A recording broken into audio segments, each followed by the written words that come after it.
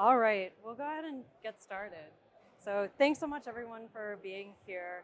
So excited to be here with such an amazing data audience and hope you all have had an amazing conference so far.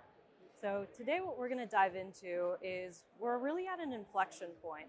As you could see from a lot of the sessions and as you go to the different vendors, everything is all about agents. But if we think about agents and really making sure that all of our organizations can actually be ready for this agentic future, we need to come back to our foundation, which is, do we have trusted data? My name is Stephanie Valarezo, and what we'll be going through today is how we can make sure we can activate your structured, unstructured data in a governed way, in a trusted way, and make sure that you can build the agents for your organization. So a couple of the topics we'll come into today is firstly talking about the market opportunity and where we see agents, especially in these next 2-3 years. Second is how can we be able to get different derivatives out of our unstructured data, because there's a lot of different dimensions that we can tap into to go past traditional RAG. Thirdly is that all data matters, not just for generative AI applications or agents, but really for all of the analytics applications that we're building in the organizations today. And last but not least, to talk about how IBM and Databricks come together and how we can complement with IBM products your investment in the Databricks ecosystem. So let's first talk about this shift that we're making. I grew up playing soccer, and the way that I think about agents is very much similar to thinking about your team. We're all training and we're all working together as different people within our companies. But if we think about the future and what we're going to jump to, there's going to be decision making that we can do, not just all of us here in the room, but the different agents that we're orchestrating around us that are able to tap into information and to be able to actually make very, very timely decisions because we're able to connect to these different data sources. So Gartner has made this prediction that about 15% of our day-to-day work decisions are going to shift and actually be able to be automated through agentic applications. So how are we going to be able to tap into this? Well, let's actually take a step back. One of the announcements that you might have seen this week from IBM is watsonx Orchestrate. This is truly the way that we're envisioning how we're able to tap into agents that have different skills and have tapped into different silos of data, and to be able to actually have that cohesive control plane, or think of it as a central nervous system, to be able to actually be able to tap into not just your Databricks, or your SAP, or your Workday, or your CRM systems of choice, but the other agents that you might have built internally. Now, in order to be able to get into production, this is one of the things that we are really focused on, is how can you build an agent very quickly? How can you tap into not just the vendor provided, but actually even your partner provided agents, and to be able to orchestrate them, to be able to observe them, govern them in a trusted way. But if we think about agents themselves too, and we think about the systems or the tools that agents use in a day-to-day, think about all of us. In order for all of us to make a decision in, whether it's about products to build or the different products that we can serve to consumers, things like that, we actually need to come back to the data. And the agents that we have are only going to be as powerful as the data that we can tap into. So in looking at this, there's a couple of key pieces that we need to think about. If we look at the landscape in our organizations, about 90% of enterprise data is unstructured. Now, I'm not going to jump to say that you aren't actually tapping into this unstructured data today. You have it in content management systems and you're able to use it. But as far as looking at generative AI or agents themselves, we need to actually be able to get more out of this unstructured data. If we look at all of the frontier models that we're all using, they're being trained by the same data that all of us have access to. So in order to actually be able to have differentiation, we need to tap into that, effectively the 99% of data that we're not tapping into today. But how do we do this in a repeatable process, in a scalable process? Well, that's what we're going to actually be able to demonstrate today. So if we look at traditional RAG, there's a couple of different things that I want to focus on that traditional RAG is not able to do today. Firstly, if we look at the pipelines of unstructured data, this is not a one-time process to be able to do data ingestion. If we think about it, these are pipelines that need to be run daily and to be able to actually keep up with the incremental changes or different versions of documents. All of those PDFs, Word documents, images, and then even extending to videos, those are all going to have differences that we need to evaluate, and we need to be able to have pipelines that are able to scale and to be able to keep up with those changes. The second thing is we need to be able to extract not just information about that unstructured data, but actually metadata. Because if we think about how our different systems operate, there's important metadata that we need to be able to tie together so we understand the data models and understand the relationships between them. It's actually something I'll come back to during the demo. And last but not least, we have so much knowledge on how to manage structured data and the same things that we've learned in structured data management, things like data quality, lineage, governance. All of these things also need to be applied to unstructured data. So we have ways that we can do that, and we'll show that today. So over the course of this week, if you've tuned into some of our announcements too, we've actually tied together not just data integration and data intelligence, but we've also been able to actually tie this together because we know that there's more applications than just generative AI. In order to build any of the BI apps or other analytics applications, we need to be able to tap into unstructured data, do that unstructured data preparation, all of that governance and extraction of important business and quality metadata, tie that together to be able to populate into not just your vector databases, but even to iceberg format so you can expose and have SQL queries and for other applications as well. Now, one of the things that we're going to talk about is how can we manage governance of documents, and specifically, I know all of us use SharePoint or any of these other systems, and I don't know about you all, but when I log into my email, I have multiple people that are asking me, can you grant me access to this document? So those same things on access controls need to be applied when we're thinking about exposing our agents to that unstructured data.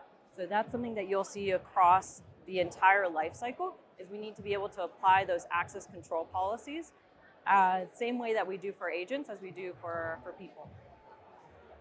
So let's go ahead and go into how we can actually be able to ingest unstructured data.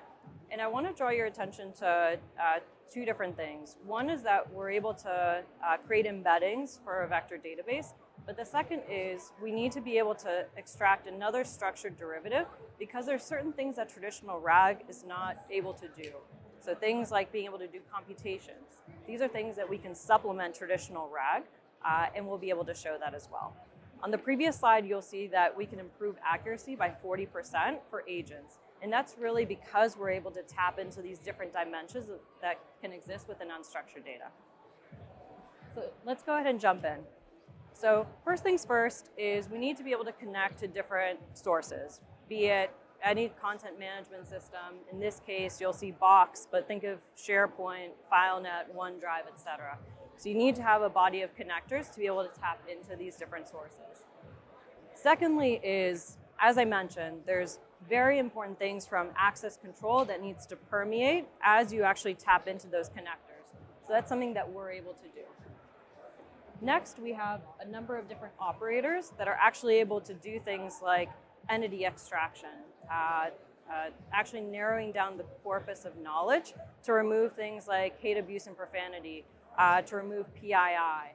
All of these operators are available so that you're able to narrow down the information that you're looking at from these unstructured data sources. Last but not least, we're looking at actually creating the embeddings and populating into this vector database, in this case, to actually go into Databricks, but think of any of the other lake houses that you might have. It's also that have different vector databases, we'd be able to tap into those as well. And secondly, to be able to extract the structured derivative that I talked about. So to be able to put important information into iceberg format because we want to be able to do things like SQL queries at the end. Last but not least, we were able to run the pipeline. So you can see in the span of a minute, 2 minutes, we're able to construct an unstructured data pipeline and to be able to join both integration and also the intelligence factor. Because we were able to actually get out business metadata. Clearly, we should have been over there to win a raffle, but don't worry, we have a raffle here as well. So here what we can see is we're actually able to do all that metadata enrichment at the same time that we're running our data integration pipeline. So being able to do tagging, understand quality, all of these aspects are able to be done at the same time that we're running the data integration pipeline. So bringing these two things together is going to be important because at the end of the day, when we're exposing this to our agents, they need to be able to actually understand these different relationships to be able to answer questions in an intelligent way. So you can see here the different connectors that we have, being able to explore this. You can think about the different applications of putting this within a catalog as well, because there's not just one agent, there's multiple agents that you might want to activate. You can see the classifications and seeing the sensitive data that was detected. Very important for those of us that are working in controlled industries, and the data classes as well that were found when we did the entity extraction. So then the next piece is once we've run this pipeline, how can we actually expose this to an agent, in this case an invoice processing agent, and to come back to that improved accuracy to be able to tie the structured derivatives that we were able to extract out. So in this case, there's some things that traditional RAG just can't do well, like being able to tie an invoice to a PO and line items that might be within that PO. So in this case, we want to be able to match an invoice with a corresponding PO and confirm different line items. And in this case, we were actually able to see that there's a problem in one of those line items. And we need to do things like confirm what the remaining budget is, so to do a calculation. All of these things are things that traditional RAG are not able to do very well. And because we were able to get that structured information out of that unstructured document, we were actually able to improve the accuracy for our agent. This agent is within our Watson X Orchestrate, so we're able to actually build an agent and put it into production very quickly because of this orchestration layer as well. So that was just a quick view and really looking at, especially what you can see here, tying integration intelligence into the complete picture to build that foundation for those different applications and consumers. So if I were to jump to what we've been learning from our clients is we have had thousands of different client engagements actually over the past couple of years, and all these clients are looking at how they can bring generative AI into the organization. I'm going to jump to two different examples of how we're able to join together structured and unstructured data. The first one is Cognaware. So this is a software provider that looks at detecting things like security incidents. And we were actually able to improve the amount of time it took to process different events from structured and unstructured data and to be able to expose those so that we would be able to do a lot of automation for updates. The second example is all of the products that you see here, we're actually using as IBM. So we talk about this as our client zero. All of the products that you see here, we're actually using internally. So even that unstructured data product or the view that I showed you, we actually have used internally to be able to generate our LLMs. So the Granite models, those have been done, and all of that data cleansing to create a corpus of knowledge was done with our unstructured data pipelines. So this is just one example of how we're able to bring those products to you all now. And the one example I'll share here is we also were able to bring in structured and unstructured data to do a lot of automation for manual work around IT operations. This is just one example. There's many others that we can talk about at the booth. So if we're to jump into, I'm going to show two last demos. One is how can we actually bring in structured data into Databricks as well. So let me just go ahead and get this one started. All right, so in this case, one of the things that we've announced this week is watsonx.data integration unifies our different modalities of data integration. So stream data processing, bulk batch, as well as ELT, and unstructured, which you just saw. And in this case, what we're seeing here is we have a couple of sources of data. In this case, we're looking at Postgres, but if you think about SAP, any of your business applications, transactional systems, or any of your data warehouses, RDBMSs, we need to be able to tap into those different sources. The second thing is there's multiple authoring experiences that we need to expose to our data engineers. So from a low-code, no-code interface to Python SDKs, to be able to tap into all of the Python skills that are in the market, this is one example of how you can construct a data pipeline, and you even have the optionality. Like you have the join, the transformation, the filters, but we actually have the connectors here as well. And that way you can make changes on the fly programmatically. This is going to allow us a lot of different opportunities as we jump into assistant or agentic flows and declarative authoring. The last piece is in populating, data into whether it's a lakehouse, iceberg, delta lake, et cetera, we need to be able to have those different targets. So that's something that you'll also see here. Really from a data integration perspective, we really are doubling down in our investment on not just those different styles of integration that I mentioned, also looking at push down to be able to push processing down to, for example, a Databricks or another compute engine. And then on the authoring side, we're jumping into declarative authoring as well. And so if you want to take a look at that too, happy to show you all at the booth as well. In this case, you'll see all from the Python SDK, we're able to actually run the pipeline and be able to populate data into Databricks in this case. We'll just wait for the job to finish and then prove out that we've written the data over into Databricks. And you can see here, this is the low-code, no-code interface. The self-documenting features, very similar to if you've played with DBT, Airflow, et cetera. This is a very fantastic way of having effectively self-documenting pipelines, and we apply this across the different styles of integration as well. So the last thing I want to talk about is how do we also govern these different data integration pipelines. And this is done through lineage.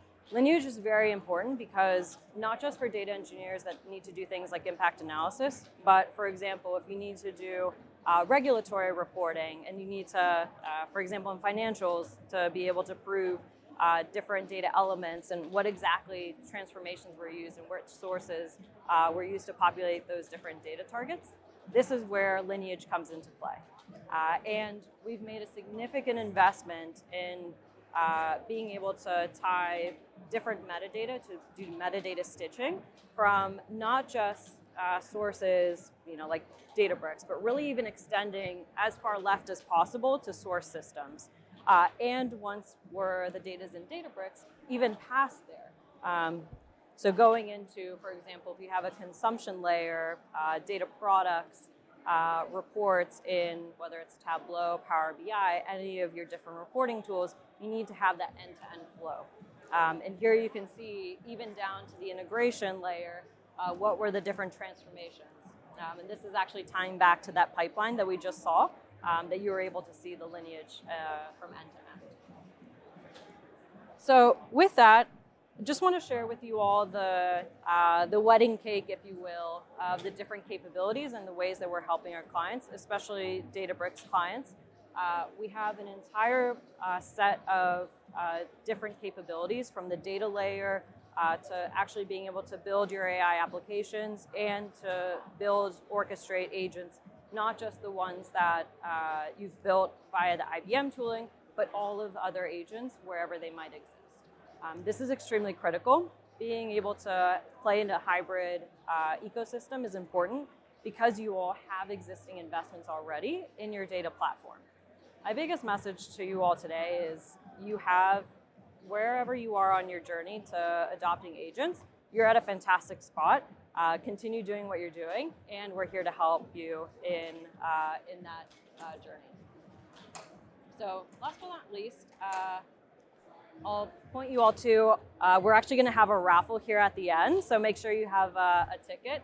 If you want to continue the conversation, we have a number of product managers here at the booth that are ready to answer your questions. Scan the QR code if you want to learn more about some of our different solutions that we talked about today. And feedback is a gift. Really appreciate you all if you're able to complete the survey as well. We'll be around to answer questions here, but thank you all so much for your time, for the attention, and hope you enjoy the rest of the conference. Thank you.